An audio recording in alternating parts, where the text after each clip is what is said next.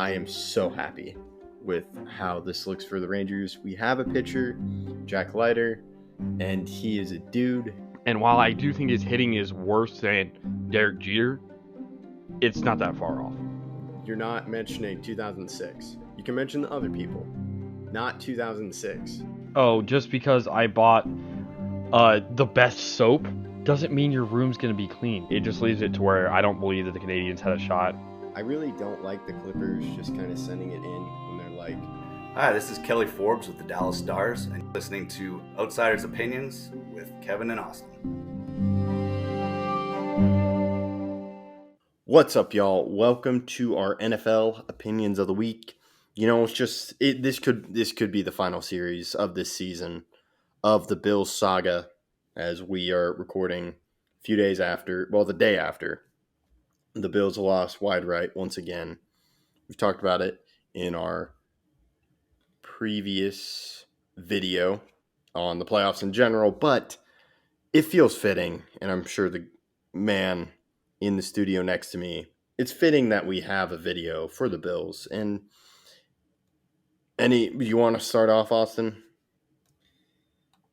What a year. What a crazy year. This has to go down as one of the craziest years for one team in NFL history. With all the crazy stories heading into the year, how they were contenders, how they were projected to win all these games and all that stuff. And then starting the year, they started 6-6, right? Yes, I believe so. And then they had 6 straight wins. Yeah, if you include the playoff game. No. Yeah. Yeah, if you include the playoff game. And that ended up with them winning the division. Kevin, you and I did not think they'd make the playoffs. And even in Week 17, I thought that they had a good chance to lose to the Dolphins and end up missing the playoffs. And technically, if they would have lost to the Dolphins because of the Jaguars loss, the Bills still would have made it. But it was a crazy year, and it ends just like a lot of these past years have with a loss to the Chiefs. Yes. The thing, though, I'm sure this is rough for all Bills fans. This has to, looking back on the season, the Bills lost 29-25. You have they got 1-1 against Bucks, lost to the Bengals. Then they lost to the Broncos with that field goal miss. They also lost in overtime to the Eagles. But probably that Bronco loss and Patriots loss, you're like, man, are they even going to make the playoffs? That's what I was thinking. But they made it to the playoffs, and they played really well against the Chiefs, but they did miss a field goal. The thing is, this to me is a better loss than last year to the Bengals. Does it matter? It's in the same round. It's at home. Both games were at home. Mm-hmm. But it was over in the third quarter. It just looked like they lost everything in that game. It may be better because they were closer, but I don't know if it's better as a Bills fan because it's another wide right, and you're going to hear that for the next year. Yes, that's very true. But I'm thinking about, we talked yesterday about Sean McDermott. I understand needing a change, but I can also see the argument for keeping him. And what would that be oriented as? I think the brand it is, let's go one more year, keep Joe Brady, because it may have been the offensive coordinator. Because once they made that change, Josh Allen played better in the past 2 games. He was less Josh Allen-y, just trying to force it. He didn't have turnovers. And you got to think of maybe one more year with Joe Brady. James Cook seems to be getting better. You get another year of Dalton Kincaid. So I think it would just be maybe the Bills found something with Joe Brady and Sean McDermott after this tumultuous season, as you said. So I can see that. It's a legitimate argument because we were talking about this, McCarthy. It's more legitimate argument than McCarthy because Sean McDermott has gotten them to the playoffs. They've been to an AFC championship game. It's just the divisional round, once again, they have yet to get to that AFC championship game. What week was Ken Dorsey fired? Was it after the loss to... Okay, It was after the Broncos game, I'm pretty sure. It was 5-5. Okay, so if you look at the Bills since 5-5,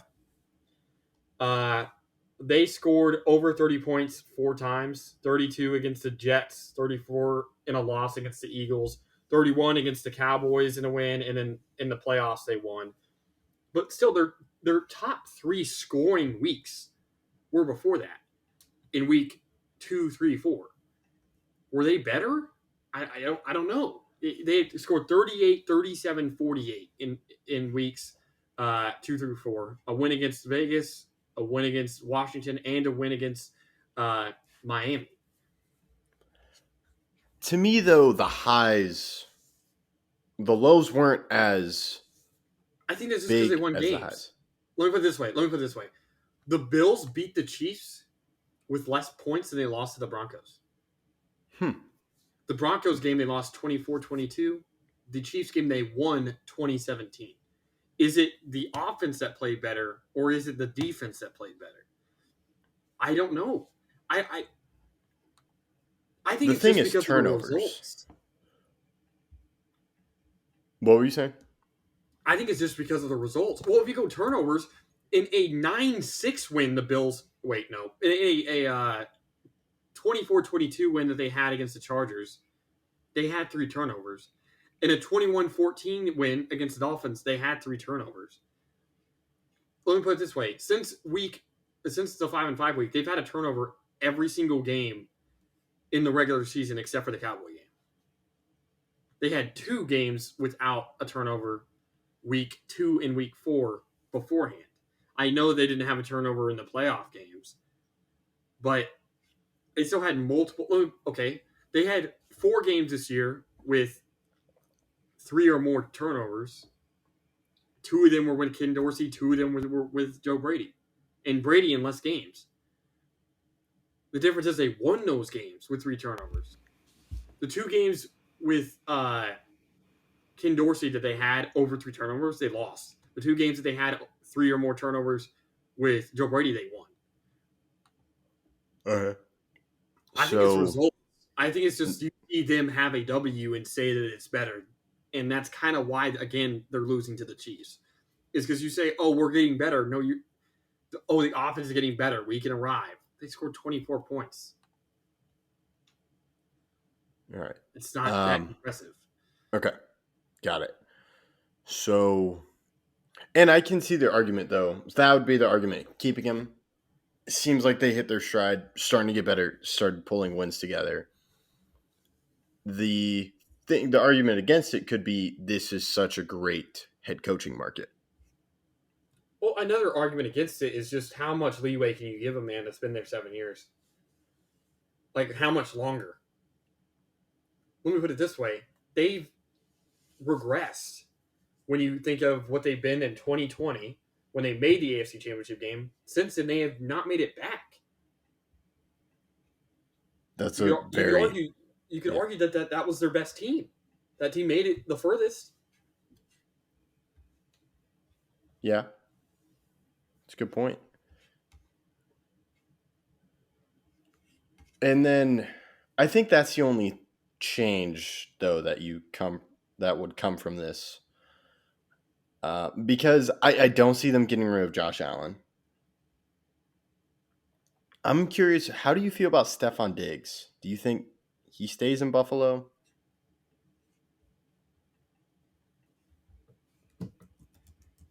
Are you saying to start the year or throughout the entirety of the 2024 season? Can I say both? Double dip? I don't think he's traded before the season starts. Okay, but you could see it during the season. If he starts playing bad, yeah. Okay. I think there's no way he's on a Bills uniform week 1, though. Okay. Do you see any other changes that the Bills could do? I mean, if you were to fire Sean McDermott, the entire head coach or the entire coaching tree would be removed. So it would be an entirely new system. That's the only thing I could really see. They believe in Josh Allen. I could see some improvements on the O-line, on the defense, in the linebacking core that got dismantled by injuries. But besides that, I mean, nothing too major. And again, the only really major things you could do in the NFL is get rid of a QB or a head coach. Yeah, that's fair. It's just I don't. How would you describe this time, especially since the AFC Championship game for the Disappointing. Bills? Disappointing. Disappointing. Yeah. They seem close yet so far for some reason. Well, they seem far because again they've regressed. Yeah. Let me put it this way. Oh, how do I want to say this? Well, Jared Goff has made more conference championships than Josh Allen. Wow. That's Jimmy Garoppolo has made more conference championships than Josh Allen. He made 2. okay. That's a fair point. And it seems like they have some right pieces though, which I guess is the more frustrating thing for the Bills. The more pieces you have, does it matter if your team is better if you make it to the same point? My argument would be no. Again, you can argue that the Cowboys this year were, I guess they still lost Wildcard Weekend, so no, they did regress from last year. But you would, well, no, we lost in the divisional round last year. That's what I said. You did actually regress, but yes, but I think most people would say that this team was better than last year. Yeah, I would see that definitely how it ended too. It just seemed like it all collapsed last year against that Bengals in the divisional round. Not Bengals, the 49ers. Oh, okay. Oh, yeah. I was talking I about was Bills, but yeah, I see. About Cowboys, okay, but you were talking about Cowboys. All right, I was going back to Bills. But yeah, my point with the Cowboys is that this Cowboys team was better than last year's statistically, Yes. but they lost in a less round. So last year's team was better, even if they had a better team this year, even if they had a better defense, a better offense, whatever. It doesn't matter. Your best team. You only remember the champions. It doesn't matter if that's the best team you ever had. Again, the 2007 Patriots aren't considered the best Patriot team ever because they didn't win. Yes, and I think we saw Josh Allen talk about that. He's like every time you don't win a championship, it's viewed as a failure, which is that's very true. And especially as a QB, especially when that's your primary, especially an elite QB.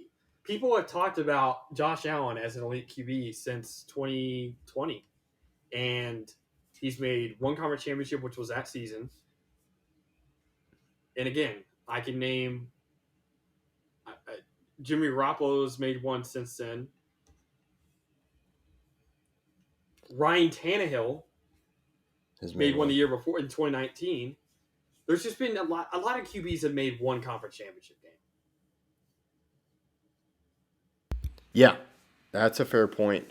And I think so going into the offseason, Bills are viewed as a team that have seemed to regress or look to regress, but have just cannot get back to that AFC Championship game. Their quarterback, I think he's in the Kirk Cousins, Dak territory because neither of those quarterbacks have been to a championship game, and they've been in the league for a while. So, can I ask you a drastic question? Yeah. When is it Josh Allen's time with the Bills? It may not be for another 8 years, but I'm asking what has to happen for that to be a serious consideration. Not that I'm saying it should. He should still like getting rid of Josh Allen from the Bills' perspective. Yes, I think probably whenever his contract's up or gets close to it. You don't think they re-sign him? Well, no. I think then you look at, okay, do we want to re-sign him? What's the going rate for a quarterback? Things could have changed. I think it just depends. I don't see it changing soon. And even when it does change, he's probably going to be with this team for most of his career. I agree. I think just for a lack of a better word, I'll say aura. I don't like saying aura. I think people overuse it. But Josh Allen does have a certain aura about him that makes him seem like he's he's a fun player to watch for a lot of people. He's a Brett Favre, but as someone again who's a Packers fan, Brett Favre can be infuriating. I've watched some of his highlights. Some of the worst throws I've ever seen in my life, and some of the best throws I've ever seen in my life, are by Brett Favre and i.e. Josh Allen. I feel like they're one and the same, and it's really, really hard to be consistently great when one play can be an 80-yard bomb touchdown, the best throw you have ever seen, and the next play, you're just literally throwing it to the other team. Yes. So I think the opinion of Allen has changed from, is he the next up-and-coming quarterback in the league? No, he's kind of around that top quarterback, makes some good plays, but struggles in the playoffs or doesn't get it done in the playoffs. My opinion of Josh Allen will not change until he makes a Super Bowl. Okay, Super Bowl, not even AFC Championship game. Super Bowl. He's been there before. Is that a step in the right? Is it an improvement? I guess it is in the sense that the Bills made it back there, but in his career wise, no. He has to make a Super Bowl with. Yeah, I think. Yeah, I think I'm along the lines. Mine has been more. It's been on the downslope. You've been pretty consistent with Josh Allen. I had him like top 3 QB. He's going to be in the top 10-ish when we talk about QBs. And He'll be in my top 10. He'll be in my top 10. He'll be in my top 10. He's talented. Yes. The problem is I just have trouble with people talking about him like, even though Burrow didn't have the best season, I still have Burrow in a different tier. Yeah. Yes. I wanted to make that distinction, is tier. And yes, because when I view top 10 and like top 5, they're very different tiers. Yeah, I'm still going to have to look back. I remember having Justin Herbert as my third best quarterback, and I think that I still have to see him with another head coach for me to fully say he is or isn't. And those young QBs that haven't made it are really the ones that get the benefit of the doubt. Like, I'll have a young QB in there. But I think I still have Justin Herbert in my top 6, top 5. I'll have to relook at it because I still believe he's talented and maybe the head coaching change is what he needs. But he's not 28 next year like Josh Allen. Yeah, and this is the time where this is what you really are as a QB, 28 to 30. You can't really change. When you're young, you're like, okay, they can be on the upswing. Yeah, because Justin Herbert's still 25. Yeah. And next year he'll be 26. And next year's really when you want to see it. 26 is like you're getting into what you need to become. While Allen at 28 next year, you're supposed to be who you're going to be the rest of your career by now. Sometimes it happens where you have a late resurgence and you become a different QB at 35, Geno 34. Smith. Yeah, 31 at Geno's in Geno's point. But usually those QBs don't end up being truly elite. Yes. It's more circumstance, more players around them. So, yeah. Yeah, the Bills season ended better than I thought. I thought they were going to miss the playoffs, but no, they had a late season surge, but still a heartbreaking loss to the Chiefs. Yeah, you said it perfectly. All right, that's all we got. Let us know your thoughts in the comments. We appreciate you listening to Outsiders Opinions.